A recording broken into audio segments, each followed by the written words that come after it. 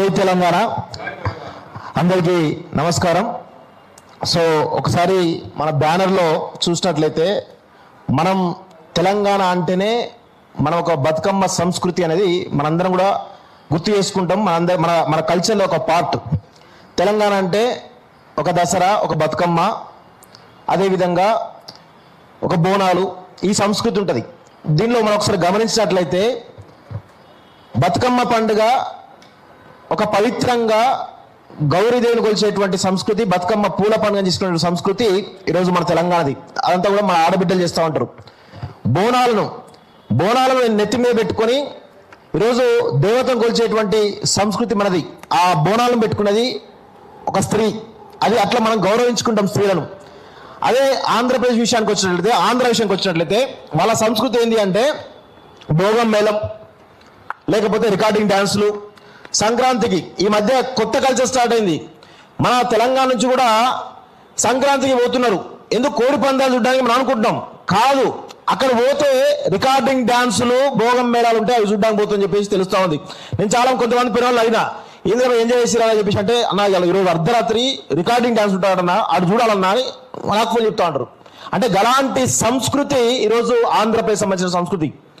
అంటే ఎందుకు చెప్తున్నాం ఇదంతా అంటే, మీరు మా మీద, మా అస్తిత్వం మీద, మా భాష మీద దాడి చేస్తుంటే 100% మీ పైన కూడా ఇదే విధమైనటువంటి దాడి ఉంటుంది అనేది కూడా గుర్తుపెట్టుకోవాలి.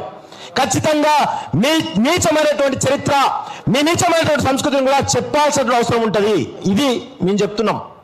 తెలంగాణ భాష అంటే ఏంది దయచేసి మనం కూడా ఒకటి గమనించాలి. తెలంగాణ అనే దాన్ని ఒక భాషగా మనం చెప్పాలి. యాస, మాండలికమైనటువంటి పదాలను మనం తీసేసి తెలంగాణ భాష అనేది మనం అనుకోవాలి ఖచ్చితంగా. ఎందుకంటే ఇది ఒక జాతి, మన తెలంగాణ జాతి యొక్క ఆత్మ ఈ భాష అనేది. తెలంగాణ ప్రాంతం యొక్క చరిత్ర, తెలంగాణ యొక్క ఒక జీవన సముదాయం, అంటే జీవన శైలి ఏదైతే ఉందో అవన్నీ చూపించేదే మన యొక్క భాష. అలాంటి భాష పైన ఈరోజు ఒక వ్యూహాత్మకంగా, అంటే తెలంగాణ పైన ఇంకా ఆధిపత్యం చెలాయించాలనేటువంటి ఒక కుట్ర జరుగుతుంది కదా, దాన్ని ఖచ్చితంగా తిప్పికొట్టాల్సినటువంటి అవసరం ఈరోజు మన పైన ఉంది. అదేవిధంగా నేను గతంలో ఇప్పుడు ఏదో కొత్తగా ఈడుపు కాగితంతో వచ్చినటువంటి దాడి కాదు. ఈడుపు కాగితము నిన్న మొన్న వాడు జోకర్ మహేదర్ గాడు, ఆ తర్వాత మహేదర్ గారిని సపోర్ట్ చేసే కొంతమంది దుర్మార్గులు, అంతకుముందు ప్రొఫెసర్ నాగేశ్వర్ సార్ పైన జరిగినటువంటి దాడి చూసినాం, అంతకుముందు వెంకటరెడ్డి పైన దాడి చూసినాం, ఆ తర్వాత బాలసుబ్రహ్మణ్యం సంబంధించినటువంటి ఒక ఆధిపత్యాన్ని ఇక్కడ కొనసాగించినటువంటి దాడి చూసినాం, ఎన్టీఆర్ సంబంధించిన విగ్రహానికి సంబంధించిన దాడి చూసినాం.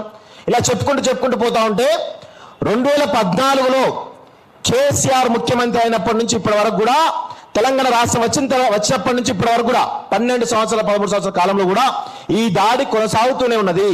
దీనికి ప్రధానమైనటువంటి కారణం, మూలాలు ఎవరున్నారు ఏంది అని మనం వెతికితే ఖచ్చితంగా మన పాలకులే దీనికి ప్రధానమైనటువంటి కారణం. ఈ పాలకులు ఎవరైతే ఉన్నారో మనం ఈ పాలకులను ఫస్ట్ తన్నాలే. ఈ పాలకులను అన్నాలే. ఈ ఎవరైతే మన పైన ఆధిపత్యం చెలాయిస్తున్నారో వాళ్ళని తరమాలి. కాళోజీ ఏం చెప్పిండు? ప్రాంతేతర ద్రోహం చేస్తే ప్రాంతం నుంచి తరిమి కొట్టాలి, ప్రాంతం వాడే ద్రోహం చేస్తే ఈ ప్రాంతంలోనే బొందేసి పాత్ర పెట్టాలని చెప్పేసి చెప్పిండు. ఇవి రోజు కాళోజీ గారిని గుర్తు చేసుకొని ఈ యొక్క కొటేషన్ అయితే దాని ప్రకారం మనం చేయాలి. ఈరోజు రేవంత్ రెడ్డి ముఖ్యమంత్రి అయిన తర్వాత పకడ్బందీగా ఇంకా పెద్ద ఎత్తున దాడి కొనసాగుతూ ఉంది. నాకు తెలిసి రేవంత్ రెడ్డి ఇటు మోడీకి, అదేవిధంగా చంద్రబాబుకి, మోడీకి సామంతరాజు చంద్రబాబు అయితే చంద్రబాబుకు సామంతరాజు రేవంత్ రెడ్డి అని చెప్పేసి చాలా స్పష్టంగా మనము అందరం కూడా ప్రజలకు చెప్పాల్సిన అవసరం అయితే ఉంది. ఇప్పుడు తెలంగాణ సంబంధించినటువంటి ఈ సీఎం అంటాం కదా, సీఎం ఆఫీస్ అంటాం కదా, ఈ సీఎం ఆఫీస్ అంతా ఎవరి కంట్రోల్లో ఉందండి? మొత్తం ఆంధ్రప్రదేశ్ సంబంధించినటువంటి టీడీపీ కంట్రోల్ ఉన్నది, పేర్లతో సహా మనకు తెలుసు. ఈరోజు రెరా చైర్మన్ గా శ్రీనివాసరాజు నియమితులైండు. ఎవరాయనే? ఆంధ్ర సంబంధించిన వ్యక్తి. ఎందుకు నియమింపడ్డాడు? ఇక్కడ ఉన్నటువంటి రెరాలో వెంచర్లు కానీ, గేటెడ్ కమ్యూనిటీ కానీ నిర్మాణం చేయాలన్నా కానీ, ఏం చేయాలన్నా కానీ రెరాలో పర్మిషన్ తీసుకోవాలి బిల్డర్లు. సో ఇప్పుడు ఆ బిల్డర్లు ప్రతి ఒక్కరు కూడా పర్మిషన్ అప్లై చేయాలి. కాబట్టి ఈ 2 సంవత్సరాల కాలంలో ఆ బిల్డర్ల నుంచి, ఆ వెంచర్ల నుంచి, గేట్ కమిటీల నుంచి రకరకాల ద్వారా కమిషన్లు దొబ్బితున్నట్టు ఒక ప్రయత్నం జరుగుతోంది. దానికి ఎవరిని పెట్టిన ముందు ఒక ఆంధ్రాకు సంబంధించినటువంటి రాజును పెట్టిరు. ఈ విధంగా రేవంత్ రెడ్డి స్పష్టంగా గతంలో కేటీఆర్ కూడా అదేవిధంగా రామలింగరాజు కొడుకులు ఎవరైతే ఉన్నారో వాళ్ళకి సపోర్ట్ తోటి ఏ విధంగా చేసాం అందరం చూసాం. ఆయన farm house Janwada farm house కూడా అదే రాజులది. ఇప్పుడు మళ్ళీ అదే సంస్కృతి రేవంత్ రెడ్డి కొనసాగిస్తున్నాడు. రేవంత్ రెడ్డి చిన్నోడేం కాదు, కేసీఆర్ కేటీఆర్లు కొంచెం మింగితే ఈయన పూర్తి స్థాయిలో మింగాలని చెప్పేసి ప్రయత్నం చేశాడు. వాళ్ళు దోచుకోవడానికి 10 సంవత్సరాలు టైం పెట్టి 10 సంవత్సరాలు దోచుకున్నారు. 10 సంవత్సరాలు దోచుకున్నటువంటి ఆ అక్రమాస్తులను ఈరోజు రేవంత్ రెడ్డి కేవలం 5 ఏళ్లలో దొబ్బి తినాలన్నటువంటి ఒక ప్రయత్నంలో ఉన్నాడు. ఖచ్చితంగా తెలంగాణ అనేది మనందరం కూడా కాపాడుకోవాల్సిన అవసరం అయితే ఉంది. అస్తిత్వాన్ని కాపాడుకోవాలి, ఆత్మగౌరవం నిలబెట్టుకోవాల్సిన అవసరం అయితే ఉంది. దానికోసం మనం మాటలే కాదు చేతలు కూడా చూపించాలి.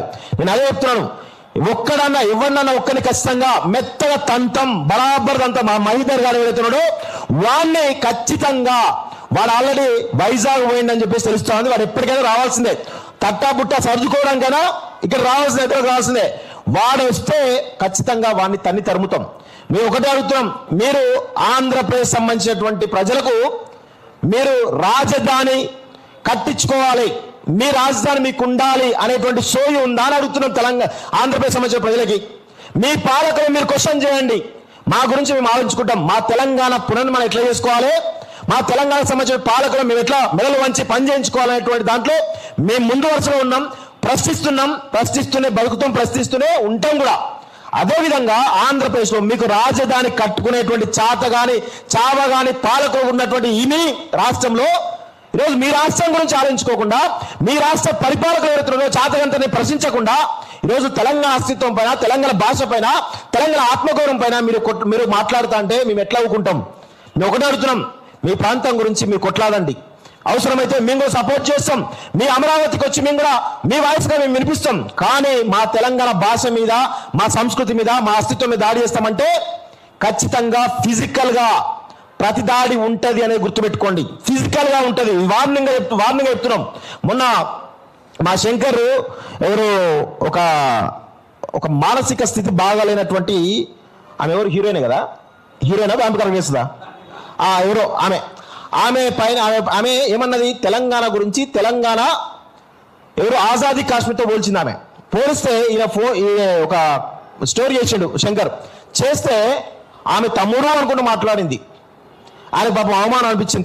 నన్ను తమ్ముడు అంటే అవమానం అనిపించింది దానికి. ఎందుకంటే ఇక వేరే అంటే అనుకున్నాడేమో శంకర్.